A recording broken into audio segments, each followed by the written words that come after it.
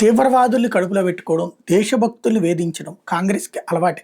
ఒక ఎమర్జెన్సీ దానికి సాక్ష్యం. ఆర్ఎస్ఎస్ మీద అనేక సార్లు బ్యాన్ పెట్టిందది. బ్యాన్ సందర్భంలో మరింత ఎదిగినటువంటి ఆర్ఎస్ఎస్‌ని కాంగ్రెస్ పార్టీ అధికారంలో ఉన్న, లేదా కాంగ్రెస్ మిత్రపక్షాల అధికారంలో ఉన్న ప్రాంతాల్లో వేధించడం సహజసిద్ధమైనటువంటి అలవాటు.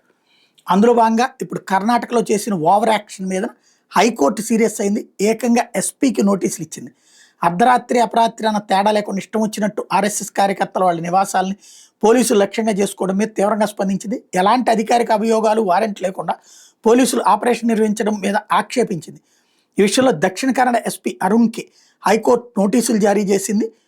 వ్యక్తిగత స్వేచ్ఛ గౌరవానికి ఎందుకు భంగం కలిగిస్తున్నారన్నటువంటిది ప్రశ్నించింది. ఈ నెల 1వ తేదీన రాత్రి పోలీసులు తన ఇంటికి సంబంధించినటువంటి ఫోటోలు తీశారని, జీపీఎస్ అప్లోడ్ చేశారని పిటిషనర్ ఆరోపించారు.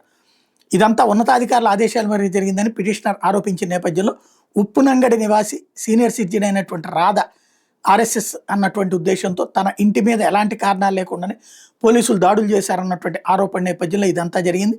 తనకి 20 లక్షల నష్టపరిహారం అందించాలంటూ కూడా ఆ పిటిషన్లో పేర్కొన్న నేపథ్యంలో న్యాయమూర్తి జస్టిస్ సునీల్ దత్ యాదవ్ దీన్ని విచారించి ఏ అధికారం కింద ఈ చర్యలు తీసుకున్న రికార్డు సమర్పించాలని ఆదేశించారు.